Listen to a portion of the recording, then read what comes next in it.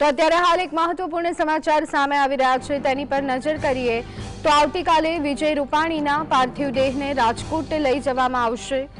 આવતીકાલે વિજય રૂપાણીની અંતિમ વિધિ કરવામાં આવી શકે છે। આવતીકાલે વિજય રૂપાણીના પાર્થિવ દેહને રાજકોટ લઈ જવામાં આવશે। સવારે 4 કલાકે વિજય રૂપાણીનો પુત્ર યુએસએથી અમદાવાદ આવવાનું છે, ત્યારે આવતીકાલે વિજય રૂપાણીના પાર્થિવ દેહને રાજકોટ લઈ જવામાં આવી શકે છે। આવતીકાલે વિજય રૂપાણીની અંતિમ વિધિ કરવામાં આવી શકે છે।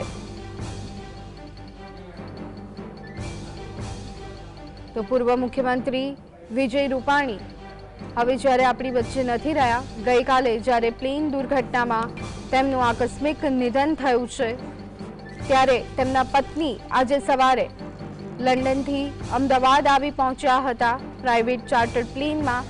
ત્યારે તેમનો પુત્ર પણ આવતીકાલે સવારે 4 વાગે યુએસથી અમદાવાદ આવી રહ્યો છે।